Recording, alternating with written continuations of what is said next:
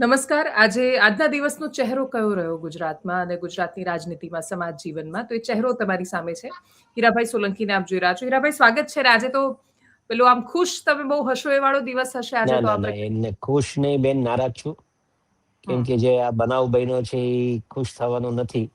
હમ સમાજ પર તો ઘણીવાર આવા જયારે બનાવ બનતા હોય ને ત્યારે ખુશાપો વ્યક્ત કરવા કરતે નારાજગી વ્યક્ત કરવી હમ. એ વધારે કામ આવતી હોય છે એમ. મારો આમાં બહુ સીધો પ્રશ્ન છે કે પીઆઈની ટ્રાન્સફર થઈ તો એ તમને ન્યાયની શરૂઆત લાગે છે કે ન્યાય મળ્યો એવું લાગે છે? બિલકુલ બિલકુલ બિલકુલ. ક્યાંક ને ક્યાંક સમાજને એવું લાગતું હતું કે સાચી દિશાએ તપાસ નથી થતી. જે અમારે નવનીતભાઈ છે, એમને પર્સનલી એવું લાગતું હતું કે મારી જે ફરિયાદ છે, મારા પર જે બનાવ બન્યો છે, એ બનાવના આધારે મને બીજી રીતે બીજી દિશાએ એની ફરિયાદને લઈ જવા જઈ રહ્યા છે. એટલે એને એવું જયારે ફીલ થતું હતું તો એને એવું લાગ્યું કે ના, હવે વાસ્તવિકતા જે મારી સમાજના લોકોએ, સમાજના આગેવાનોએ જે આ રજૂઆત કરીને એના પર જે અમલીકરણ થઈ, તો એને એવું લાગ્યું કે નહીં, હવે સાચી દિશાએ કામ થઈ રહ્યું છે. ઓકે. હા, એમનું પણ, મેં નવનીતભાઈ સાથે વાત કરી, એમનું પણ એવું જ કેવું હતું કે પીઆઈએ એમને ના પાડી હતી શરૂઆતમાં કે જયરા જાહિર કે માયાભાઈ કોઈનું નામ ન લે. મારો તમને પ્રશ્ન એ છે કે જયરા જાહિર પણ ભારતીય જનતા પાર્ટીના નેતા છે, તમે પણ ભાજપ સાથે જોડાયેલા છો. આ પ્રકારની સ્થિતિનું કશુંક જ્યારે પણ નિર્માણ થાય તો સોલંકી બંધુઓની પાસે એવું કયું જાદુ છે કે જેના કારણે પાર્ટી એમની સાથે જ ઊભી રહે છે હંમેશા? એવું નથી બેન, અમે વ્યક્તિ કોઈ સમાજ અસામાજિક નથી હોતો, કોઈ સમાજ વિશેની વાત નથી. આ અમારે માત્ર ને માત્ર મારું એટલું કહેવાનું હતું કે જે વ્યક્તિ માર ખાય છે, 6-7 જણ મારે છે, એ લોકો વિડીયો ઉતારે છે. એના આ વિડીયો એ લોકો ઉતારે છે. એને આ મારે છે ને, એના માણસો જ વિડીયો ઉતારે છે. તે તો થતું કેવું હોય, કોઈક માર ખાતું હોય તો એના પરિવારના કોઈક વિડીયો ઉતારી લે, કે આજુબાજુના લોકો વિડીયો પુરાવા માટે ઉતારી લેતા હોય, પણ આ તો પોતે ઉતારે છે. અને મારો એનો વિડીયો ઉતારો, અને વિડીયો ઉતારીને કોઈકને મોકલવાનો છે, કોઈક સાથે વાત થઈ રહી છે, આ બધું. તો આવું તો અન્ય કઈ રીતે બેન સહન કરી લેવું? કોઈ પણ હોય, અમારે કોઈ વ્યક્તિગત કોઈ સાથે કોઈ પ્રોબ્લેમ નથી, પણ નવનીતભાઈ પર જયારે આ બનાવ બન્યો, વાત સાધારણ નથી. એને હું, માયાભાઈએ તો બિચારા એ કહી દીધું કે ભાઈ મારાથી કઈ કેવી મિસ્ટેક થઈ ગઈ હતી, તો સુધારો કરી કાઢ્યો, એટલે એ કોઈ તો ઇસ્યુ હતો જ નહીં. એટલે નવનીતભાઈ નું કહેવાનું એવું થયું કે મારો કોઈ એવો ઇસ્યુ જ નહીં. નવનીતભાઈ પર બધા કોલ રેકોર્ડિંગ છે એ લોકોના, જેના સાથે વાત થઈ એના કોલ રેકોર્ડિંગ છે, આ બધું થયેલું છે. પણ ક્યાંક એવું લાગ્યું, ક્યાંક અમને કેવું લાગ્યું કે ભાઈ આને ખોટી દિશાએ, ખોટી તરફ લઈ જાય છે, તો એને ન્યાય અપાવો એ અતિ જરૂરી છે. નહીં તો આજે તો આને માર્યો છે, કાલ કોઈને પણ બીજા લોકોને આવી રીતે મારીને એને ધાક જમાવવા માટે કે એનું આવી રીતે તંત્ર ચાલવા માટે કોઈને પણ એ લોકો હાથ ઉપાડી શકે ને, આટલી તાકાત આવી જાય. એ ડામવા માટેનો આ સ્ટેપ અમે અમારા સમાજે લીધેલો છે. શું ત્યાં હજી પણ આ પ્રકારના કિસ્સાઓ બનતા રહે છે ગામડાઓમાં? કેમ કે ખૂબ આ પ્રકારની ચર્ચા આવે છે કે ધાક જમાવવા માટે કોઈને મારવું ના, તો દેખાય જ છે કે આ બેન, ગુંડાગર્દી મોટું હા ઉદાહરણ. હા હા, આવું થઈ રહ્યું. એટલે તો હું અમારા સમાજને કહું છું ને, આ સમાજને કહેવાનું કે ઘણી વાર તો અમારા ભાઈ ફરિયાદ બેન અમે સાંભળતા હોઈએ, અમારા સમાજની ફરિયાદ. અમે બક્ષીપંચના એક આગેવાન તરીકે અમે બેઠા. બક્ષીપંચના કેટલાય એવા આગેવાનો છે, કેટલાય એવા વ્યક્તિઓ છે, કેટલાય એવા નાના માણસો છે જેની ફરિયાદ આપણે પોતે આપણે સાંભળતા હોઈએ ત્યારે આશ્ચર્યજનક થાય કે હજુ પણ આ કઈ દુનિયામાં જીવે છે ને એનું કોઈ થતું નથી. બે ને માણસો જીવતા હોય છે ગામડાઓમાં, તો એનાથી તો બહાર કાઢવા જોઈએ ને. હવે તો હવે દિવસો નથી બેન. એટલે હવે તો, અને હું તો હર્ષભાઈ માટે બહુ લાગણીશીલ છું ને, હર્ષભાઈ જે રીતે કામ પણ કરી રહ્યા છે મને ગર્વ છે એના ઉપર, એ બાબત એ નથી. પણ જે આવા દાદાગીરી જે લોકો કરતા હોય ને એના પર તો અંકુશ લાગવો જ જોઈએ. આ મારી પર્સનલી વિનંતી છે એમ. અને એના ઉપર આવી રીતે કામ થાય તો સારું કહેવાય એમ. ગૃહમંત્રી સાથે તમારે વાત થઈ હતી આ વિષય પર? બેન, બધા સાથે મેં ચર્ચા કરી છે, બધાને ધ્યાન ઉપર મૂક્યું છે. મેં કીધું આવો બનાવ બન્યો છે, એક પાર્ટીના કાર્યકર્તા તરીકે પણ, એક સમાજના આગેવાન તરીકે પણ મારે બધું ધ્યાન રાખવું પડે અને કેવું પડે, એ બધાને ધ્યાન ઉપર રાખીને જ આ કર્યું છે.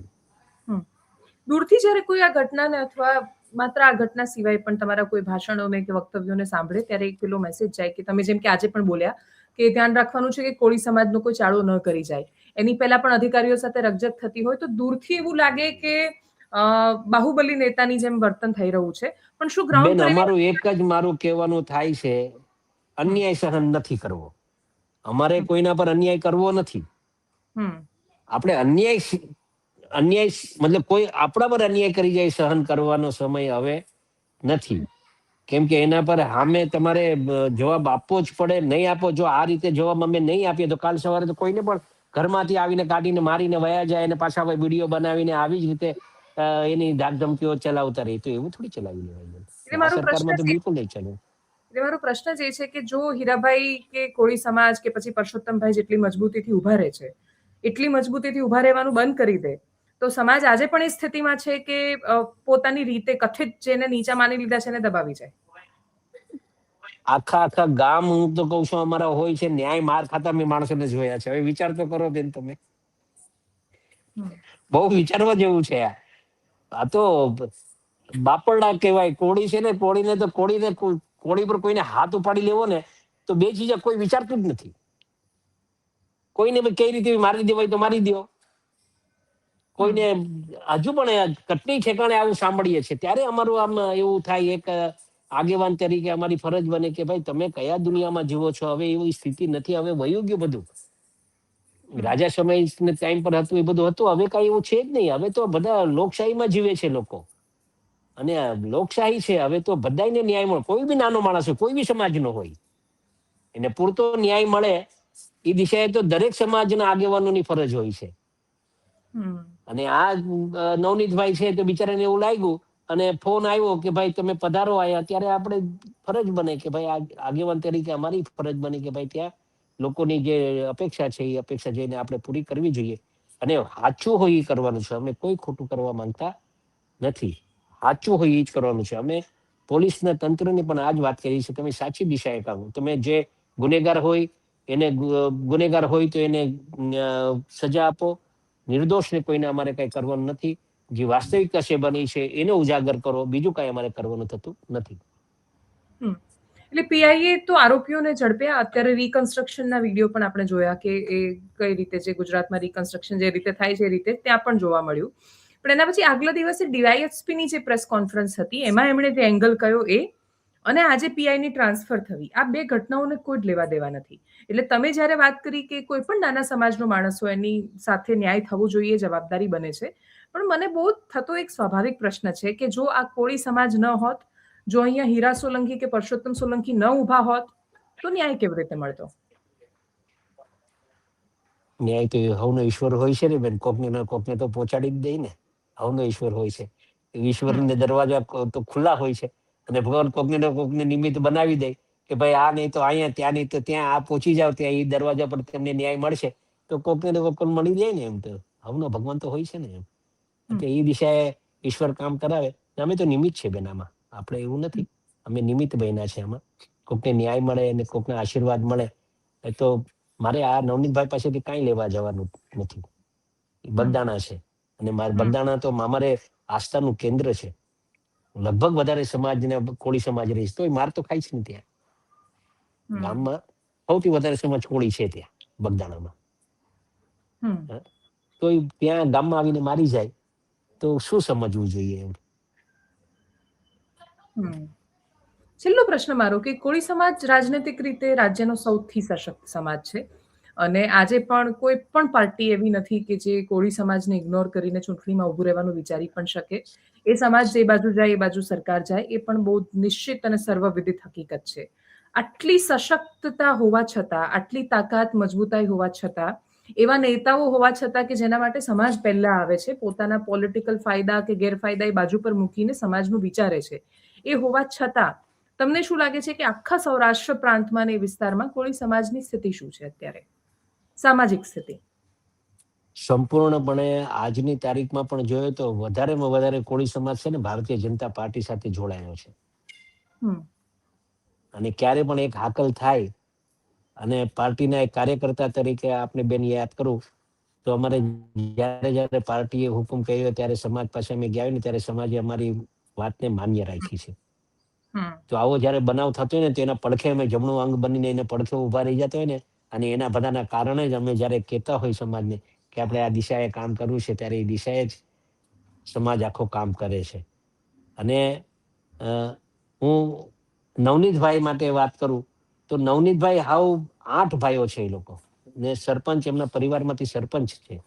હમ એટલે એની નૈતિક જવાબદારી છે કે કદાચ કંઈક એના ગામમાં કંઈક ખોટું થતું હોય તો એની નૈતિક જવાબદારી છે કે ભાઈ આ ખોટું થઈ રહ્યું છે તો એને અટકાવવું જોઈએ, અને એ કામ કર્યું છે.